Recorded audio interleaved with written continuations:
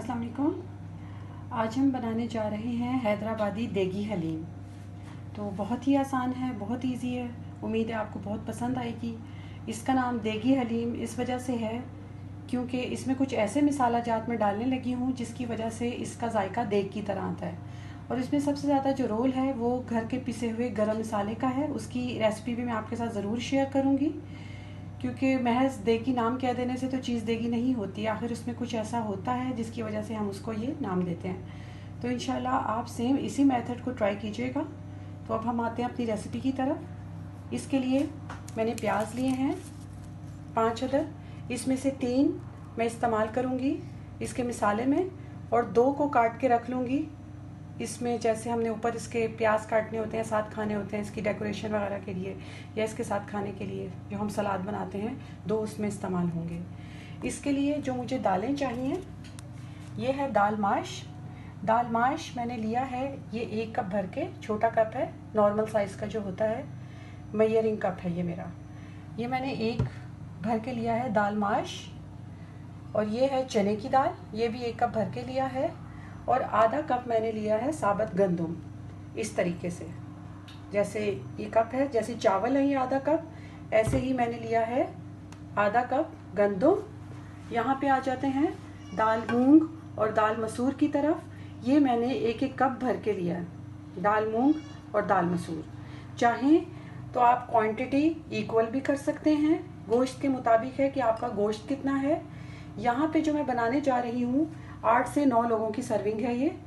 तो ये गोश्त है मेरे पास तकरीबन ये 1 पाव से थोड़ा सा ज़्यादा है, 1 पाव कह सकते हैं आप इसको। और इसकी बोटियाँ इस साइज़ की हैं। और ये चावल लिए हैं मैंने, ये भी आधा कप हैं। अब हमने क्या करना है, सबसे पहले इन दोनों दालों को हमने भिगो देना है तकरीबन घंटा 1.5 घंटा। अगर ये भीगी रहें तो बहुत अच्छा रिज़ल्ट आएगा। और ये जो दालें हैं और साथ आपके गंदम और चावल, ये आधा घंटा भी आप भिगोएं तो बहुत होता है। चावलों को मैं इसके साथ मिक्स करके भी भिगो सकती हूँ। ये देखिए मैंने इसको इसमें मिक्स कर लिया, अच्छी तरह धोकर मैं इसको भिगो देती हूँ। और साथ ही मैं गंदम भिगो दूँगी। और उसके बाद मैंने गंदम को उबाल लिया है। उबालने के बाद कुछ इस तरीके से इसकी शक्ल हो गई है, पानी खुश्क हो चुका है और गंदम जो है वो गल चुकी है। अब जी हम आ जाते हैं, इस ऑयल में मैंने प्याज फ्राई किए थे और अब इसी में मैं गोश्त ऐड कर रही हूँ। बिस्मिल्लाहिर्रहमानिर्रहीम।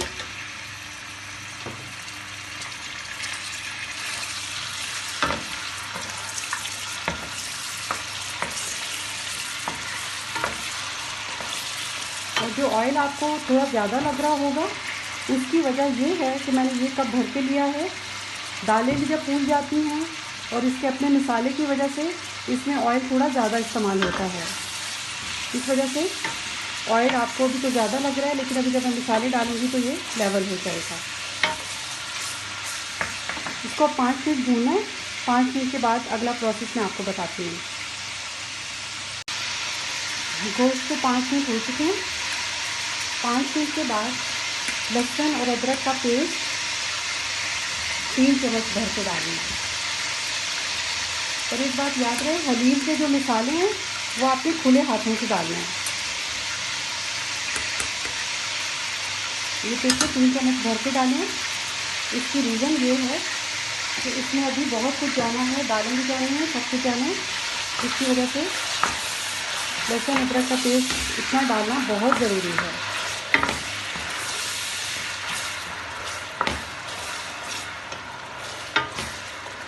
इसको अच्छे तरीके से हमने हिला लेना मज़ीद, ताकि ये अपना रंग बदल ले।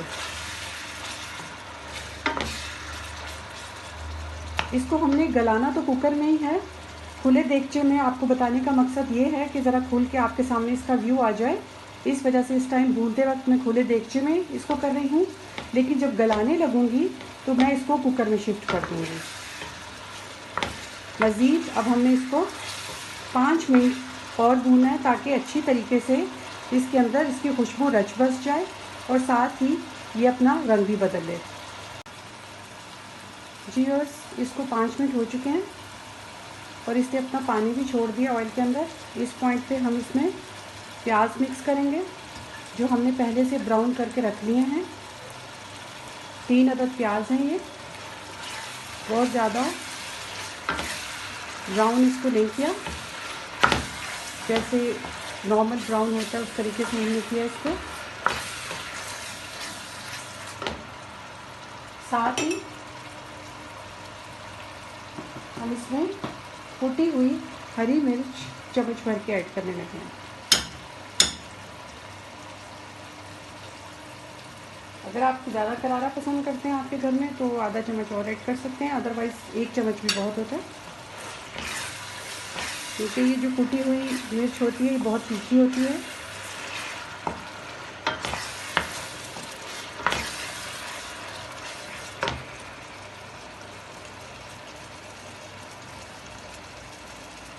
जैसा कि आप देख सकते हैं जितनी देर इसकी भुनाई हो रही है, हम आते हैं अपने मिसालों की तरफ। ये हमारे पास मिसाले हैं। ये मेरे पास मेजरमेंट स्पून है जिससे मैंने लहसुन, अदरक और कुटी हुई हरी मिर्च डाली है।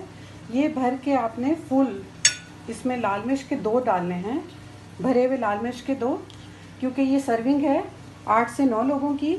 नमक है, ये मैंने तकरीबन ये 1.5 चम्मच लिया है बड़ा। काली मिर्च है, ये भी 1.5 चम्मच ली है। ये घर का मेरा पिसा हुआ गरम मसाला है, ये भी 2 चम्मच भर के लिए हैं। ये पिसा हुआ धनिया है, ये भी घर का पिसा हुआ है, ये भी मैंने 3 चम्मच भर के लिए हैं। और हल्दी 1 चम्मच ली है, जो मैं आपको मेजरमेंट स्पून दिखा चुकी हूँ। और ये दही है मेरे पास, अच्छी तरह मैंने इसको फेंट लिया, फेंटा हुआ दही है। ये तकरीबन 1 पाव आपको चाहिए होगा, लेकिन अभी हमने इसमें ये मसाले ऐड कर लेने हैं। बिस्मिल्लाह।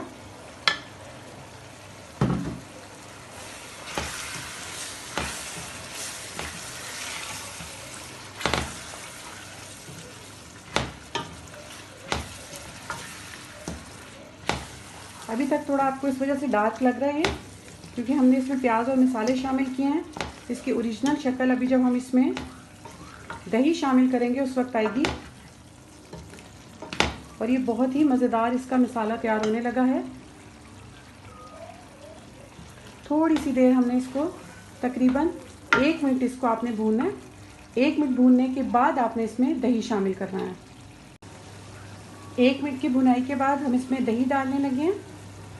जब आप भुनाई कर रहे होंगे तो आपने मुसलसल चम्मच हिलाते रहना है ताकि ये लगे ना। मसाला इसका ये बिल्कुल भी नहीं लगना चाहिए, क्योंकि आपकी पूरी हलीम का जो जायका है वो इस मसाले पे डिपेंड करता है।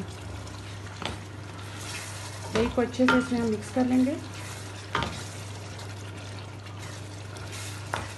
तकरीबन आधा कप पानी हम इसमें शामिल करेंगे।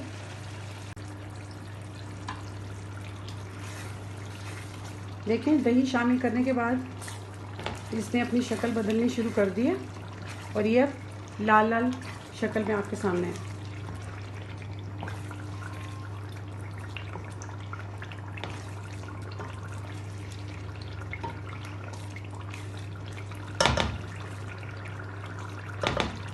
अब आपने इसको 5 मिनट भूनना है अच्छे तरीके से। और 5 मिनट के बाद हमने इसकी यखनी तैयार करनी है और इसको हमने स्टीम दे देनी है। यखनी हमने इसकी इस वजह से बनानी है कि जब ये गल जाएगा अच्छी तरह, गोश्त निकाल लेना है और उसी यखनी में हमने अपनी जो दालें हैं मसाले वाली यखनी में, उसी में हम उनको स्टीम दे देंगे। मैंने इसको कुकर में शिफ्ट कर दिया। अब मैं इसमें तकरीबन ये 1 जग मेरे पास पानी है, मैं इसमें ये शामिल करने लगी हूँ। 1 जग भर के 1 सॉस पैन और 1 कप, ये मेरा 1 जग बन गया।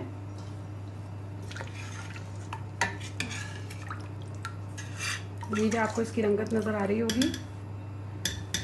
इसमें अब इसकी यखनी तैयार हो जाएगी और चिकन कह रही हूँ, गोश्त जो है वो भी गल जाएगा अच्छे तरीके से। तकरीबन इसको स्टीम मैं इस कुकर में देती हूँ, मुझे 15 मिनट लग जाते हैं, तो आज थोड़ी ज़्यादा दे दूँगी इस वजह से, क्योंकि हमने इसको मैश करना है, गोश्त को अच्छे तरीके से गलाना है।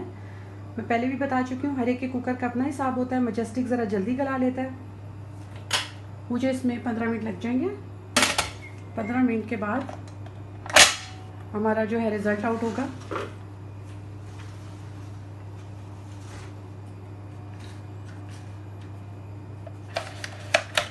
तो 15 मिनट के बाद आपसे मुलाकात करती हूँ और आपको इसकी कंडीशन दिखाती हूँ। 15 मिनट हो चुके हैं। मैंने इसको कुछ देर रखा था 15 मिनट के अलावा भी। जैसा मैं आपको पहले भी बता चुकी हूँ, मैं फौरी तौर पे इसको नहीं खोलती हूँ क्योंकि उस स्टीम में ही इसका सारा टेस्ट होता है।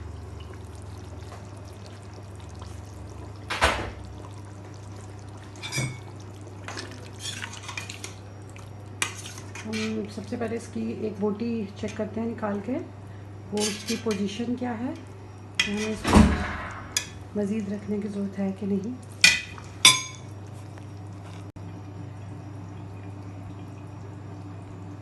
ये देखें तरह फुल गल चुकी है, इसी कंडीशन में हमें चाहिए थी। अब हम जितनी भी बोटियाँ इससे निकाल लेंगे और यखनी को हम कुकर में ही रहने देंगे क्योंकि जो हमने दालें भिगोई हुई थी, ये आपके सामने मैंने बताया था कि 1.5-2 घंटा पहले मैं भिगो दूँगी। दाल चना और दाल माश ये इसमें डाल देनी है, लेकिन इसमें से हम 2 कप यखनी जो है वो निकाल लेंगे और जो हमने मूंगी मसूर की दाल अलग से, उसको कुकर की ज़रूरत नहीं होती प्रेशर की, उनको गलाना है तो 2 कप उसमें डाल देंगे। बाकी में हम इसके पानी समेत इसको गला लेते हैं। तो 10 मिनट मज़ीद मुझे लगेंगे, तो दालें गला के मैं आपको दोबारा इसकी कंडीशन दिखाती हूँ। जी 10 मिनट हो चुके हैं। 2 मिनट मैंने ऊपर दिए हैं दालों को गलाने में। ये जो मैंने देचके में गलाई थी दालें, ये भी गल चुकी हैं। और ये गंदम जो थी वो आपको मैंने दिखाई थी गली हुई, इसको भी मैंने पीस लिया है। इसको मैंने, मेरे पास ग्राइंडर है उसमें पीस लिया जूसर में। और ये जो कुकर में दालें थी वो भी गल चुकी थी। अब इन दोनों को चाहें तो आप सेपरेट, मेरे पास ये है हैंड बीटर, मैं इसकी मदद से इसको बीट करने लगी हूँ। आप चाहें सेपरेट कर सकते हैं बीटर की मदद से, चाहें तो अलग अलग बीट कर सकते हैं। मैं तो ज़रा अलग अलग करूँगी ताकि अच्छी तरह बीट हो जाए, क्योंकि ये जो मेरे पास गोश्त था इसके मैंने छोटे छोटे टुकड़े कर लिए थे और ये मैं इसमें शामिल कर दूँगी, बाकी मैं उसमें शामिल कर दूँगी। और इसको अच्छी तरीके से मैं अब बीटर की मदद से बीट करती हूँ। अगर आप घोटने की मदद से करना चाहते हैं, थोड़ा टाइम है तो घोटने की मदद से कर लें, और अगर टाइम बचाना चाहते हैं तो ये आपके पास हर घर में अब मौजूद होता है ये इलेक्ट्रिक बीटर। अगर आपके पास ये मौजूद नहीं है तो जो आम आपका ग्राइंडर होता है आप उसमें भी कर सकते हैं, जूसर जग वाला। तो ये मैं करने के बाद आपको इसकी कंडीशन दिखाती हूँ। थोड़ा सा मैं आपको ये दिखा दूँ कि बीटर की मदद से इस तरीके से ये बीट होगी।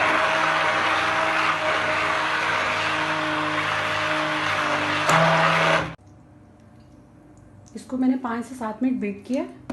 अभी तक बीटर मैंने अंदर ही रखा हुआ है इसकी। आप ये देखें, ये शक्ल निकल आई है हलीम की। ये वो पॉइंट है, यहाँ पे आपने इसका नमक चख लेना है। मिर्च तो इसकी बिल्कुल मुनासिब है, लेकिन अगर आपको नमक इसमें कम लगे तो आप इसमें इस पॉइंट पर ऐड कर सकते हैं। दूसरी तरफ मैंने नॉन स्टिक पैन में थोड़ा सा ऑयल डाला है बराए नाम, और उसमें थोड़ा सा ज़ीरा डाला है ताकि इसमें थोड़ी सी एक तड़के की लुक आ जाएगी। तो अब इसमें से मैं बीटर निकाल कर इसको सिर्फ 2-3 मिनट के लिए दोबारा आंच पे रखने लगी हूँ, दरमियानी आंच पे कवर करके। मैंने 2 से 3 मिनट के लिए हलीम को रखा है। अब इसमें हम जो हमने ज़ीरे का तड़का तैयार किया है वो ऐड करेंगे इसमें। हमारा तो इस वक्त घर हलीम की खुशबू से महक रहा है, जो उम्मीद है कि आपको भी ज़रूर पसंद आएगी।